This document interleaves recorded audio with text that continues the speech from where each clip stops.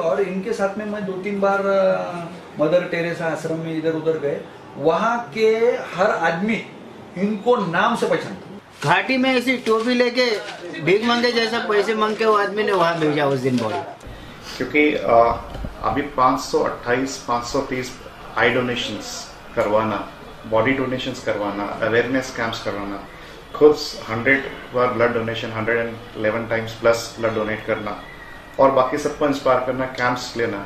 और बहुत बार हम लोगों ने देखा है कि मेडिकल कॉलेज में मेडिसिन नहीं है, 1 person to rely on is Anil Luniya ji. एक बार फोन कॉल कर दो तो डेफिनेटली वहां पर चीजें पहुंच जाएंगी। A very helpful name. रक्त हे कुठल्याही कारखान्यात तयार होत नाही, ते आपल्या शरीरातच असतं आणि आपण ते दान केलंच पाहिजे, तरच समोरचा मनुष्य, समोरचा रुग्ण हा वाचू शकतो। म्हणजे रक्तदानाच्या क्षेत्रामध्ये एवढा मोठा माणूस, एवढा ताकदीचा मनुष्य मी आतापर्यंत पाहिलेला नाही। कैसा he is a kind of person कि अपना शर्ट निकाल के देगा कभी किसी को। मैंने इसको देखा है कई बार स्टेशन पे, अगर कोई आदमी अगर ठंडी में बैठा है ना, तो मैंने देखा है कि इसने अपना शर्ट निकाल के दिया है। लाइफ में एक ही चीज है, अपन लोगों के कितने काम आ सकते हैं। और मैं फिर से एक बार दोहराऊंगा, इनको देख के जिंदगी में 1 साल में 1 दिन अनिल लुनिया बन की जिंदगी जीने की जिंदगी जियो। अनिल हमारे लुनिया परिवार का बहुत ही अनमोल और अनोखा सदस्य है। इसने अपनी जिंदगी के 25 से 30 साल मानव सेवा में डाले। The person like him is asset for the society. सदैव जरूरतमंद की चिंता की, ये ऐसा अनोखी व्यक्तिमत्व है जो मैंने कभी नहीं देखा। इसके पास कुछ नहीं होते हुए इतना करता है, सही हो। और हमारे पास होते हुए हम कुछ ना कुछ तो भी करना चाहिए। मिस्टर अनिल लुनिया ये वो आदमी है जो 100% सही जगह आपका मनी यूटिलाइज करेंगे। हस्बैंड अपनी वाइफ को अलग अलग गिफ्ट देते हैं। मेरे हस्बैंड जल्दी से मुझे गिफ्ट नहीं देते, बट जब भी दिया उन्होंने एकदम सरप्राइज कर दिया। डॉक्टर्स फॉर यू ऑर्गेनाइजेशन है, उनमें उन्होंने एम्बुलेंस डोनेट की मेरे नाम पे, मेरे बर्थडे पे, and I was really very surprise. Goa में भी फैमिली ट्रिप में गया था ये, तो शिप में वो जा रहे थे तो उसको एक बूढ़ी औरत दिखी पानी के अंदर, किसी को नजर नहीं है, उसको नजर आई। हालांकि ये स्विमिंग मास्टर है, उसने इमिजिएटली जंप मारा, उस बूढ़ी औरत को बाहर निकाला। अनिलला स्वतःला वाटतं आणि अनिल स्वतः काम करतोय।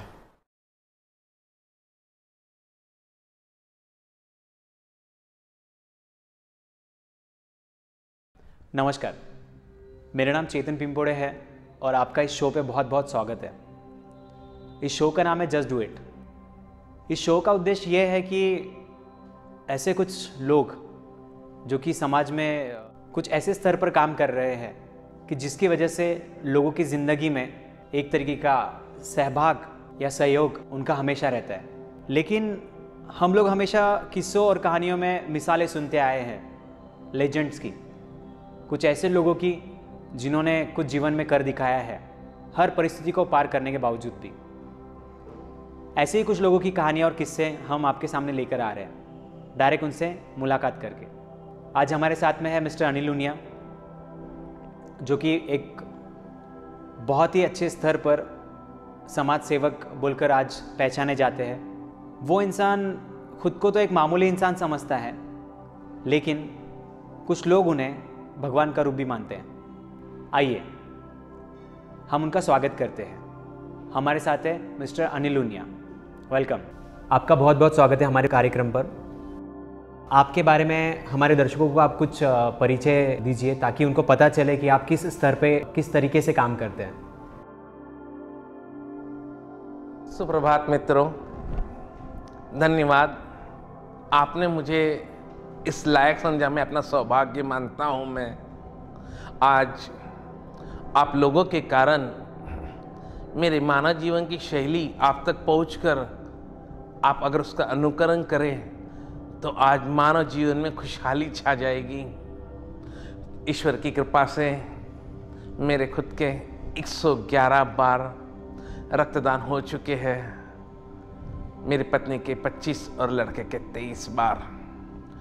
आप जानते होंगे खून सिर्फ ऑपरेशन जैसी बीमारी में ही लगता है और आपका सिर्फ 350 ml खून किसी को नया जीवन दे सकता है। मैं आपके सामने हूँ। क्या आपको कोई लगता है कि मेरे में कोई वीकनेस है, अशक्तता है 111 बार रक्तदान होने के बाद। जी नहीं, ये तो आपकी आत्मसंतुष्टि है कि आपने रक्तदान कर कितने ही जीवन बचाए हैं। ये आपको भी पता नहीं कि आपका खून किसको लगने वाला है। उसी प्रकार नेत्रदान, मरणोपरांत 6 घंटे के पीकर जो नेत्रदान किया जाता है वो 2 अंध व्यक्ति को अलग अलग लगाया जाता है। क्यों दफनाना और जलाना? जाते जाते अपनी 2 नेत्र ज्योति 2 अंध व्यक्ति को देकर नया जीवन दीजिए। वो 604 नेत्रदान प्रभु की कृपा से संपन्न हुए हैं। उसी तरह ब्रेन डेथ में कैडेवर ऑर्गन, जिसमें हार्ट, लीवर, किडनी जालना के पेशेंट का अपनी कोशिश से सक्सेस हुआ, जिसका हार्ट चेन्नई अपोलो हॉस्पिटल और मुलुंड में फोर्टिस हॉस्पिटल में किडनी और लीवर रूबी हॉस्पिटल पुणे गया। आज आपके शरीर के कुछ भागों से अनेक जीवों को नया जीवन मिलता है। अन्नदान, श्रेष्ठ दान। हमारा कोई भाई भूखा ना सोए, अपनी यथाशक्ति जो हो सके किसी का निसंदेह एक तप्त आत्मा की तरह उसको भोजन अर्पण कर उसको खुशहाली दीजिए। वस्त्र आपका यूज किए हुआ भी शर्ट पैंट आप किसी को सारे किसी को दीजिए। एक वस्त्र नहीं है, एक घर है जिसके अंदर हम रहते हैं। ये बहुत कॉमन और छोटी सी चीज़ है जो हर कोई अनुकरण कर सकता है। मैं किसी से अपील करता हूँ, भाई आपके पास एक शर्ट एक्स्ट्रा मिलेगा, वो बोलते 1 नहीं 4 मिलेगा। भाइयों, आज गरीब व्यक्तियों को 2 टाइम का खाना भी दुर्लभ है। आज के इस कलयुग में, महंगाई में, ये जीवन रक्षक दवाई, इंजेक्शन, वैक्सीन कहाँ से लाएंगे? मैंने यथाशक्ति प्रभु की कृपा से जो गरीब व्यक्ति है, जो असहाय है, जो ज़रूरतमंद है, जो एफोर्ड नहीं कर सकते, उनको मैंने अपनी सेवा MICU, ICU, serious patient, OT, operation theatre, ward में हर तरह से यथासंभव मैंने पहुंचाई है। मैंने निसंदेह, निस्वार्थ भाव से, बिना अपेक्षा का की है। जीवन देने और लेने वाला प्रभु है। मैंने सिर्फ अपना कर्म किया है। इसलिए गीता में कहा गया है, कर्मण्यवादी का रास्ते माँ फलेषु कदाचन। बस कर्म करते जाना है। वाह, बहुत ही ब्यूटीफुल। सामाजिक स्तर पर जो जिस तरीके से काम होना चाहिए उससे कुछ हटकर, मतलब हर एक फील्ड में आपने काम किया हुआ है। अनिल जी, हम आपसे जानना चाहेंगे कि आपका ये समाज कार्य में इंटरेस्ट कहाँ से जनरेट हुआ, या आप यह कैसे आकर्षित हुए इस तरफ? आपने तो मुझे यादों में खो दिया।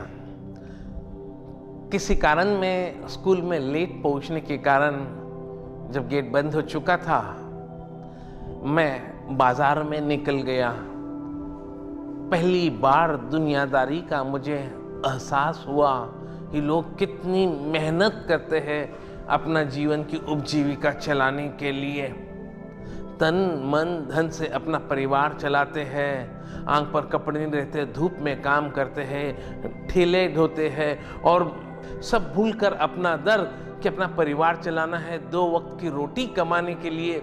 मुझे एहसास हुआ कि मैं तो बहुत कंफर्ट जोन में रहता हूँ। तब मुझे एक करुणा मन में जागी कि जो असहाय लोग हैं इनके लिए मैं कुछ करूँ। तो मेरा मन झंझोड़ गया बचपन से ही कि ये हार्ड वर्क जो करते हैं इनको अपन किसी रूप में इनकी मदद और सहायता उपजाकर इनको थोड़ी सी करुणा अर्पण करें। वाह, बहुत बढ़िया, बहुत बढ़िया। हम जानना चाहेंगे कि आपके जीवन में, जैसे कि आपके घर में से या किसी ने आपको नोटिस किया कि आपका इंटरेस्ट है ये सब चीज़ें करने के लिए, तो वो सबसे पहले कौन थे जिन्होंने आपको नोटिस किया इस बारे में? मेरे आदरणीय पिताजी ने मुझ में जो सेवा और समर्पण देखी, उन्होंने मुझे बिना रोकथाम के मुझे आगे बढ़ने की प्रेरणा देते रहे। उससे मुझे मेरा मनोबल बढ़ा। उम्र बहुत छोटी थी, लेकिन एक वृद्ध जो होता है उसके कारण मैं इस मार्ग पर आगे बढ़ते गया। ये जो भी आपकी जर्नी है, इसमें आपके परिवार की ओर से आपको किस तरह की सहायता मिली और वो कौन कौन लोग थे? मेरी बड़ी बहनों ने ये जानकर कि ये बांटते रहेगा, शुरुआत तो मेरे टिफ़िन से होती थी, वो मेरी को जितना फूड लगता है उससे ज़्यादा वो टिफ़िन भर कर देते थे। पता है अनिल किसी न किसी को देते जाएगा, तो इनडायरेक्टली वो ही घर से शुरुआत होती गई। वो मुझे एक्स्ट्रा फूड, रोटी, चपाती ये सभी डालकर एक्स्ट्रा देते गए। जून महीने में जब स्कूल रीओपन होते थे तो वो जो नोटबुक्स लगते थे, नोटबुक्स, पेन, पेंसिल, रबर जैसी हर छोटी ज़रूरतमंद की चीज़ें वो एक्स्ट्रा दी जाती थी और वो मुझे मेरे हाथ से देने के लिए ही प्रेरित करते थे। अब मुझे सरस्वती का आशीर्वाद इस तरीके से मिलते रहा क्योंकि मैं शेयर करते गया, चाहे वो टिफ़िन हो, चाहे वो नोटबुक, पेंसिल्स वगैरह हो या खेलने का कोई ना कोई साहित्य। जैसा मेरा चाइल्डहुड, बचपन जो मेरा स्कूल में बीता था, तो मेरे जो सहपाठी थे जिनके साथ में मैं खेलता, उठता, बैठता था, तो मुझे कभी उनको एहसास नहीं होने देना चाहता था कि हम लोग छोटे बड़े हैं। जो मैं चीज़ का आनंद उपभोग ले रहा था, मैं किसी न किसी रूप में उनके साथ भी शेयर करने के लिए मुझे परिवार द्वारा जो मुझे सपोर्ट करते हुए मुझे वो देते जा रहे थे और मैं अपने हाथों से आगे बांटते जा रहा था। तो इस तरीके से स्टेप बाय स्टेप करते हुए मैं बचपन से इस तरह आगे बढ़ते गया। अच्छा, और आपके वैसे पिताजी क्या करते थे? कपड़े का उनका व्यापार था, वो भी थोक था। वो सिर्फ विश्वास के ऊपर हर किसी को उधार दे देते थे। जब उनको कोई कहता कि भाई ये उधार आ जाएगा, बस विश्वास जो था बहुत बड़ी चीज़ को मानते थे और उसी के ऊपर उनका व्यापार की वृद्धिगत होती गई। कितना डूबा उससे राजा इनकम होते जाती थी। व्यापार के तहत ज़रूरतमंदों तक उनकी पहुंच हो जाती थी और एक छोटा इंसान भी जिनको उधार मिलता था वो अपने को सेटअप करके अपना जो इनकम होता था, he was repaying to the my father. I mean वो सक्सेसफुल बिजनेसमैन कपड़े में थे। और मेरे बचपन में मुझे याद है वो समस्त जैन समाज के अध्यक्ष, संघपति जैसे बरसों तक उन्होंने धुरा संभाली। निस्वार्थ भाव से उन्होंने समाज को संगठित किया। गौशाला, गुरु महाराज और पूरे समाज का संगठन कर हर एक व्यक्ति तक सहायता पहुँचे, ऐसा कार्यशैली मेरे पिताजी की अध्यक्ष के रूप में रही। और माता तो पूरे धार्मिक संस्कार की थी, राजस्थान से थी। वो हर संभव हमारे पूरे परिवार को संगठित कर हर तरीके से हमें सपोर्ट करते थे। इसलिए माता पिता का वरद हस्त हमको बचपन से एक आदर्श के रूप में हासिल हुआ। अनिल जी, आज आप एक उच्च स्तर पर एक समाज सेवा आप प्रदान करते हैं। अगर आप समाज सेवक नहीं बनते या समाज सेवा में अगर आप नहीं आते तो आपके पास में आपका दूसरा प्लान क्या था कि आप क्या बनना चाहते थे? जब मैं जालना में था, आचार्य आनंद ऋषि जी महाराज जो साक्षात देवता थे, उनके चातुर्मास के दरमियान मुझ पर इतना प्रभाव पड़ा और मैं संसार त्याग करने के मैंने अपने विचार दृढ़ कर लिए और मैं अपना घर उम्र 15 साल की मैंने त्याग कर आचार्य से की शरण लेकर मैं जैन दीक्षित गुरु महाराज बनने के लिए निकल गया था। मुझे कहा गया माता पिता की आज्ञा बिना आप संसार त्याग नहीं कर सकते हो, लेकिन मैं वैराग के भाव पर निकल चला था अपने आत्मकल्याण और मानव जीवन को सफल बनाने के लिए। मेरे पिता ने मुझे इस तहत आज्ञा दी कि आप जैसा आचार्य बनकर ये अपने आत्मा का कल्याण कर लेगा, मैं इसको आज्ञा दे देता हूँ। लेकिन अंतराय कर्म जीवन में प्रभु को भी नहीं छोड़े। मेरी माँ, उनके आंखों में अश्रु थे, वो ममता कहो या मोह, उन्होंने मुझे साधु बनने से और जीवन संसार का त्याग करने से उन्होंने मुझे रोका और उन्होंने आज्ञा नहीं दी। दूसरा वाक़या याद है, उम्र मेरी 24 साल, औरंगाबाद, तब मराठवाड़ा यूनिवर्सिटी में मैंने फ्रेंच की स्कॉलरशिप हासिल की। फ्रांस गवर्नमेंट के एक्सटर्नल अफेयर्स मिनिस्टर ने मुझे वहाँ पर इनवाइट किया।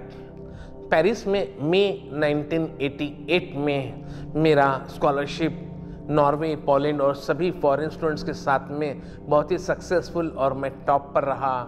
इसके कारण मैं जो भारतीय संस्कृति को प्रदर्शित करने के लिए गया था, मेरा साक्षात्कार, मेरा इंटरव्यू वहाँ के ला ओएस न्यूज़पेपर, 36 पेजेस का न्यूज़पेपर है विच इज़ वेरी पॉपुलर, उसमें मेरा इंटरव्यू और साक्षात्कार फोटो के साथ प्रदर्शित किया गया, जिसमें मैंने अपने भारतीय संस्कृति को अपना प्रदर्शित किया कि हम भारतीय लोग कैसे सहिष्णु होते हैं और अहिंसात्मक होते हैं।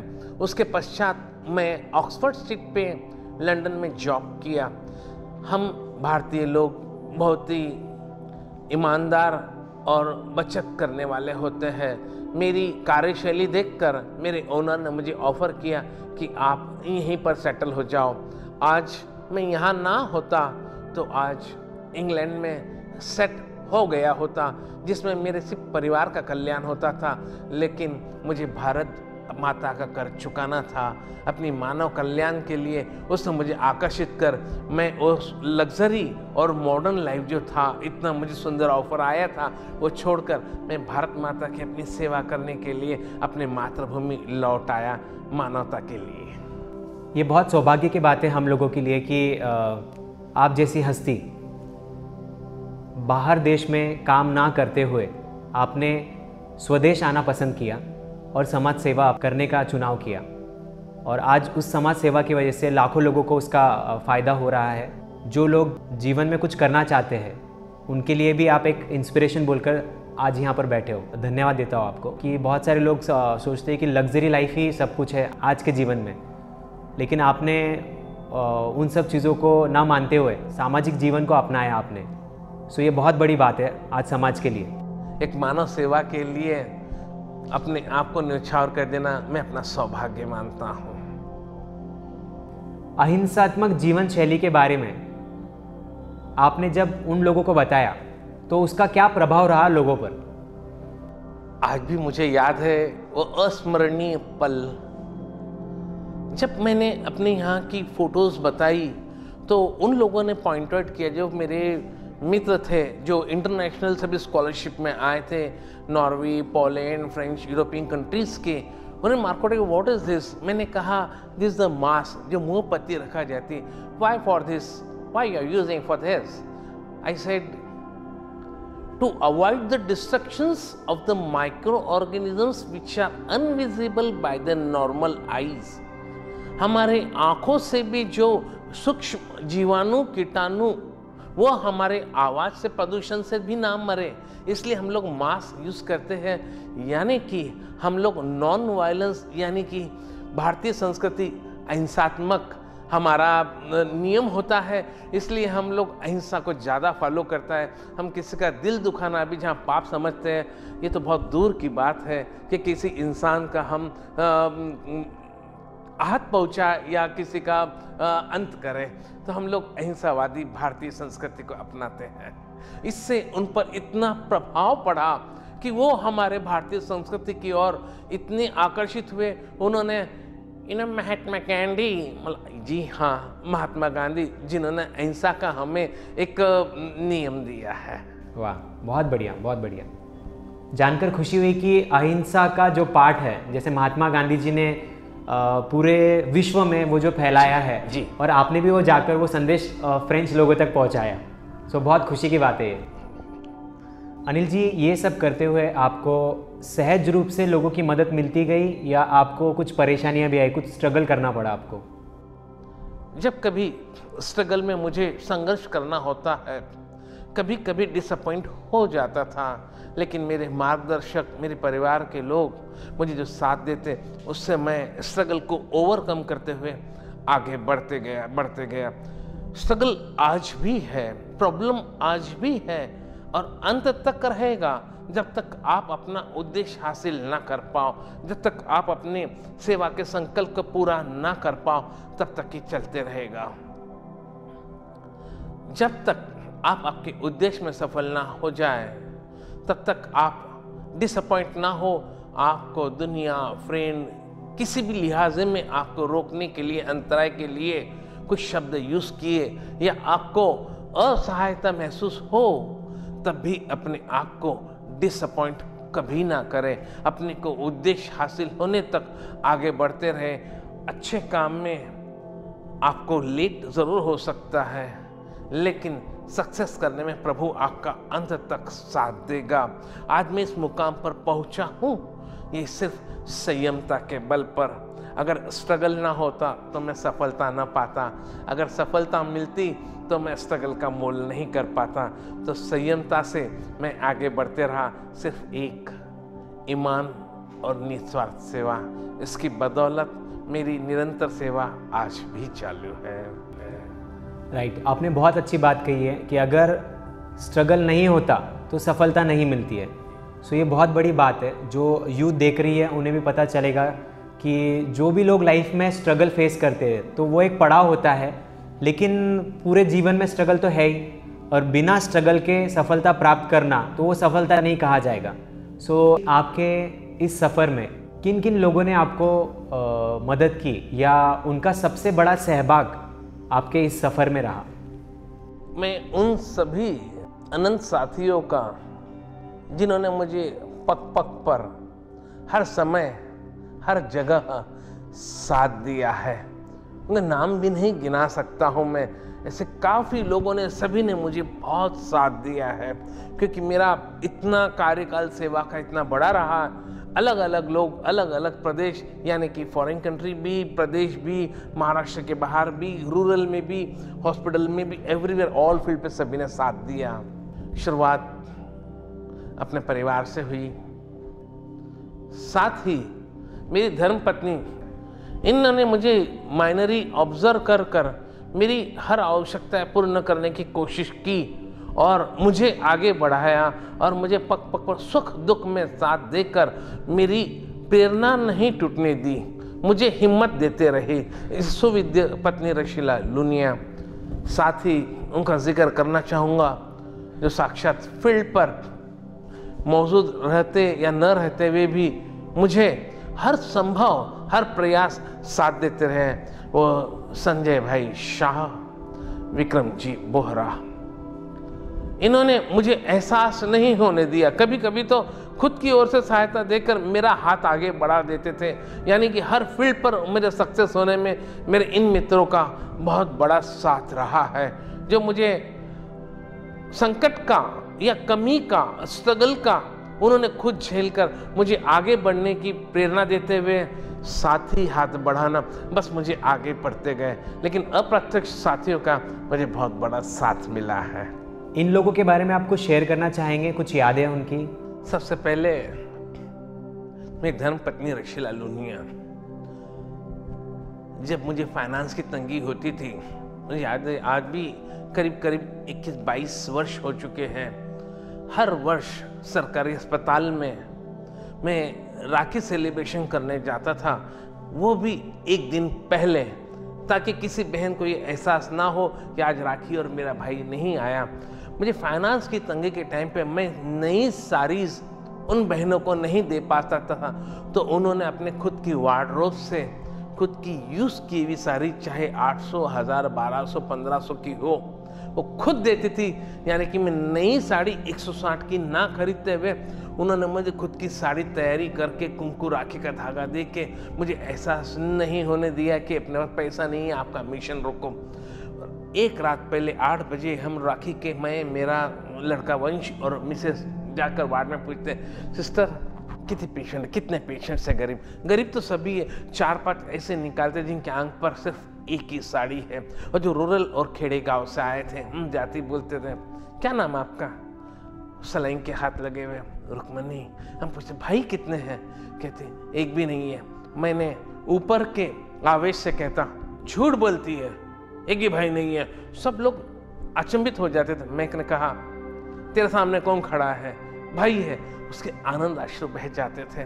सलाइन के हाथ से, तो मैंने पूछा राखी बांधेगी? उसके आनंद अश्रु से वो एक हाथ से जो कुंकू के डब्बे लिए थे, वो ऐसे से तिलक करती थी और कलाई पर राखी का रेशम का धागा बांधते थे।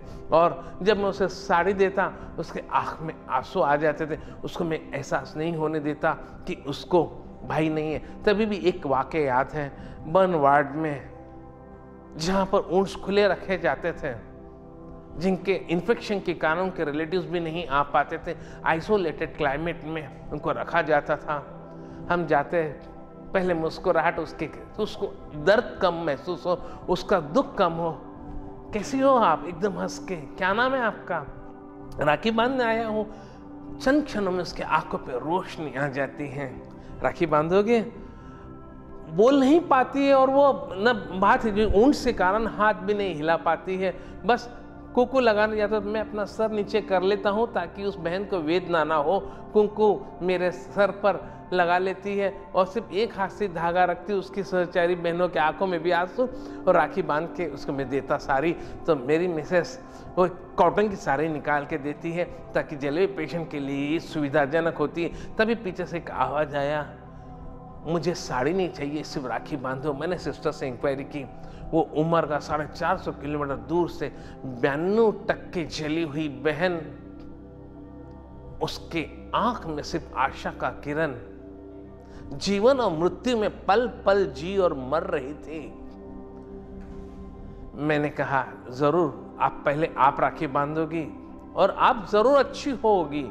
ये कहने पर उसके आंखों में पूरी आशा का नया जीवन आ गया। उसने सिर्फ हाथ लगाया सिर्फ राखी को, और जब मैंने उस बहन को कहा आप अच्छी हो जाओगे, बिल्कुल चिंता मत करो, वो सिस्टर भी अचंभित होकर उसके आनंद अश्रु बहते गए।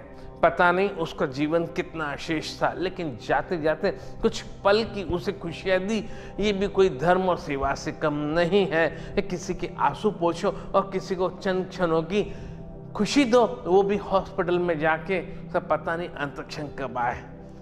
तो वाइफ के पश्चात मुझे मेरे मित्र संजय भाई और विक्रम भाई ने भी साथ दिया, जो कि जब मुझे फाइनेंस का प्रॉब्लम हो जाता वो मुझे ये न कहे कि उधार, वो कहते कि प्रोजेक्ट मेरी ओर से कर संजय भाई शाह ने। तब मैं तैयार हो जाता तो उसका कुछ अमाउंट एक्सेप्ट कर कर मैं वो प्रोजेक्ट संपन्न करता था कि अनिल को एहसास ना हो कि वो काम पैसे के कारण रुक गया हो, और भी कुछ अनजाने लोग उसमें जुड़ जाते थे। विक्रम भाई बोहरा वो और परिवार वालों ने उन्होंने मुझे काफ़ी साथ दी। जहाँ भी मैं बाहर गाँव करना चाहता था, जैसे बिहार, आसाम, केरला, जहाँ पे बाढ़ग्रस्त के लिए मैं मेडिसिन के लिए करता, वो मुझे फंड की अवेलेबिलिटी बॉम्बे या आउट ऑफ महाराष्ट्र जहाँ भी चाहिए वो मुझे करवा के देते थे। एक बहुत बड़ा अनमोल साथ देते ताकि मेरी सेवा का कार्य क्षेत्र पूरे भारतवर्ष तक पहुँच जाए। हालांकि अभी भी केरला के बाढ़, सांगली, कोल्हापुर और नेपाल में जो भूकंप आया, वहाँ तक मैं अप्रोच औरंगाबाद में बैठे बैठे हो पाया। इन मित्रों के अलावा काफ़ी लोग हैं जिनका मैं जिक्र नहीं कर पा सकता, लेकिन इन लोगों का बहुमोल सहकार्य मुझे बहुत मिला है, जिससे मेरा सेवा का कार्य क्षेत्र पूरे भारत में होते गया है। आपके इस सफ़र में आपके इंस्पिरेशन कौन थे या कौन रहे हैं जो हमेशा आपके प्रेरणादायी स्थान पर विराजमान है? उन दो महामानवों का जिक्र करना चाहूँगा जो कलयुग के साक्षात देव स्वरूपी है, जिनसे मैंने इतनी बड़ी प्रेरणा पाकर अपना जीवन सेवा में समर्पित किया। पहले मदर टेरेसा, जो कि अल्बानिया के रहवासी होने के बाद हमारे भारतवर्ष में कलकत्ता में अपना मिशन स्टार्ट किया, जो कि हावड़ा जैसी अस्वच्छ बस्ती में जो कुपोषित बच्चे होते थे उन लोगों को गोद में लेकर ममता द्वारा उनको प्यार से सींचा। उन कुपोषित बच्चों को हेल्थ से पूरा समर्पित होकर उनकी पूरी केयर लेकर उन्होंने जो सेवा की, उससे मैं बहुत प्रेरित हुआ हूँ। ये जो निस्वार्थ सेवा थी उसके संदर्भ में दूसरे हमारे आदरणीय बाबा आमटे जी, जो कि आनंदवन विदर्भ महाराष्ट्र में आज करीब करीब 1 लाख से ज्यादा कुष्ठ रोगी जो समाज उन्हें दुर्लक्षित करते जाता है, जो कि ऐसे कुष्ठ रोगी अपने आप को भी गणास्पद महसूस करते हैं। बाबा आमटे जी ने उनको प्रेम से सींचा और अपने हाथों से उनको ड्रेसिंग से लगाकर फूड अन्न दान करते हुए अपने परिवार की तरह उन्होंने उनकी केयर ली। ये निस्वार्थ सेवा मेरे जीवन पर प्रतिबंधित हो गई कि निस्वार्थ सेवा कैसे की जाती है। इन दो आदर्श महामानव पुरुषों से मैंने बहुत कुछ सीखा है और अपने जीवन में धारने की कोशिश कर उसी मार्ग पर मैं अग्रसर हूँ। हम आपसे जानना चाहेंगे कि आप आपका निजी जीवन और ये जो समाज कार्य जो करते हैं, तो सामाजिक जीवन आप कैसे बैलेंस करते हैं, कैसे मैनेज करते हैं? प्रायोरिटी पे मेरी सेवा का होता है। जब मेरा कोई व्यक्तिगत कार्य भी होता है, लेकिन इसको मैं इमरजेंसी के तौर पर और प्रायोरिटी के तौर पर सेवा में मैं जुड़ जाता हूं, और जब तक फलीभूत न हो जाए मैं अपनी कंटिन्यूटी रखता हूं, और उसके पश्चात ही मैं अपना पर्सनल काम करता हूं जिसमें मुझे सक्सेस मिल जाता है। अनिल जी, आपको क्या लगता है कि जब आपने शुरुआत की थी उस वक्त के अनिल लुनिया और आज के अनिल लुनिया में क्या फ़र्क है? वो अनिल कोशिश, आज का अनिल कामयाबी, इसका सूत्र ईमान और निस्वार्थ सेवा। तब मैं निरंतर प्रयास करते चले गया था। काफी कठिनाई भी हुई, डिसअपॉइंट आगे बढ़ते गया और बहुत खुशी होती है इस मुकाम पर पहुंचकर। आज मेरे अपील पर, जहां पर मैं खड़ा होकर किसी को रक्तदान के लिए 2 शब्द कहूं, 40 में से 3 व्यक्ति हाथों हाथ जीवन का पहला रक्तदान करके मुझे मैसेज भेजते हैं, अनिल भाई आपसे प्रेरणा लेकर मैंने जीवन का पहला रक्तदान किया और मुझे सर्टिफिकेट मिला। ये जो रिजल्ट्स देखता हूं, उसका दूसरा और एक उदाहरण है, जब मैं सिग्नल पर कोई मांगने वाले व्यक्तियों को एक पहले उनका दिल जीत कर आत्मीयता से बात करता हूं। ये मांगने की बजाय कोई ना दे तो आप और नाराज हो जाए, उसके बजाय आप स्वावलंबी बनिए और उनको मैं रोजगार के लिए एक सीजनल आइटम, जैसे क्रिसमस में तो क्रिसमस की टोपी या दस्ती या गर्मी में टोपी, ऐसा उनको मैंने मार्ग बताया कहाँ से मिलता है, एक छोटी सी सेवा के लिए। आज ये जानकर खुशी होती है स्टेशन रोड पे ये लोग अपने एक जगह बैठकर अपने इनके चेहरे पर एक स्वाभिमान की जो अनुभूति होती है, हम ना हाथ बिना पसारे आज हम खुद स्वावलंबी बनकर पैसे कमा रहे। मैं गाड़ी रुककर मुस्कुराहट देता हूँ, बाबूजी बहुत बहुत धन्यवाद, हमारा खर्चा अभी निकल जाता है और हम एक ही जगह बैठ जाते हैं। आज इस मुकाम पे पहुंच चुका हूँ और मुझे मेहनत का जो फल मिला है, मुझे बड़ी खुशी होती है कि आज मेरी शब्दों से लोग प्रेरणा लेकर कोई रक्तदान, कोई अन्नदान, कोई नेत्रदान और ऐसे मेरे जो अनंत मिशन जो चल रहे हैं, व्यसन मुक्ति से आज मैं परिवार देखता हूँ। मैं जो पूरी उड़ी तंबाकू गुटखे की खाते रहती थी, मैं उनका दिल जीत कर उनसे ऑन द स्पॉट कमिटमेंट लेता था और वो गुटखे की पूरी इमीडिएट फेंक कर उनके जो भी आराध्य देवता है उनका संकल्प नाम लेके संकल्प करके उन्होंने व्यसन मुक्ति कर देते। उसकी खुशी उनके परिवार पे थी। आज व्यसन के पीछे उनकी हेल्थ बच गई, पैसा बच गया व्यसन के प्रति। आज जो स्वावलंबी बन गए हैं, सौंफ सुपारी और बिस्किट बेचकर फूड के आइटम, आज खुद का जीवन बिना हाथ पसारे रोज के 200-250 रुपए जो कमा लेते हैं और वो भी स्वावलंबिता, इंडिपेंडेंस, सेल्फ रिलायंस, उसके चेहरे देख के मुझे खुशी होती है कि मेरे शब्दों का मान देते हैं लोग। मैं स्टेज पे आ गया हूँ, एक कॉन्फिडेंट हो गया कि लोग मेरी बातों का मान देकर मुझे कुछ आदर्श मानते हैं। मैं प्रभु को धन्यवाद देता हूँ। मैं आज की जो जनरेशन है, यूथ जो है और हमारे जो दर्शक इस कार्यक्रम को जो देख रहे हैं, उनको आप क्या मैसेज देना चाहेंगे? मुझे फख्र है आज अपने युवक बहुत ही टैलेंटेड है, डिजिटलाइज है और बहुत इंटेलिजेंट है, लेकिन जोश के साथ होश भी चाहिए। आज एडिक्शन यानी कि व्यसनता काफी बढ़ चुकी है।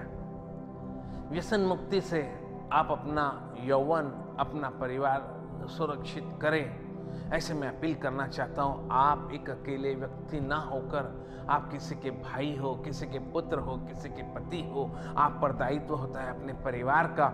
व्यसन और नशे के इसमें आप अपना जीवन पूरा खराब और नश्वर ना करते हुए एक अपने परिवार का एक आधार स्तंभ बनिए और आपसे लोग प्रेरणा मिले।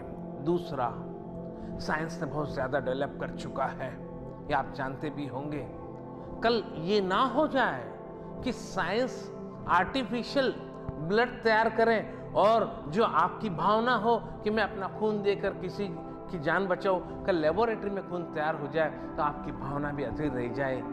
आप उठने से पहले जाग जाइए और किस जरूरतमंद के लिए आप अपना खून देकर किसी के जीवन बचा लीजिए। कुछ नहीं तो वर्ष में एक बार अपने जन्मदिन के मौके पर सिर्फ 15 मिनट का वक्त निकालकर 350 ml का रक्त देकर किसी का जीवन बचा सकते हैं। और पल का भरोसा नहीं है, आंख बंद होने को एक क्षण लगेगा, साथ में सिर्फ अच्छे और बुरे कर्म ही आएगा, पाप और पुण्य ही आएगा।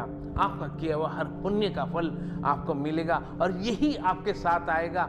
ये जरूरतमंद आपको एक प्रेरणा देता है कि आप उसकी सहायता करो। आपके नजर में शायद वो गरीब हो, नहीं, वो एक अवतार होता है, आपको एक अपॉर्चुनिटी देता है। ये वक्त वापस न आएगा, आप उसकी यथाशक्ति संभव, आपकी एबिलिटी, आपकी कैपेबिलिटी से तन मन धन से उसको नया जीवन, साथ, खुशी, अन्नदान जो भी कर सके ऑन द स्पॉट करने की भावना रखें। ये पुण्य ही आपको आपके जीवन में अग्रसर बनेगी और व्यसन मुक्ता से आपका जीवन सफल हो जाएगा।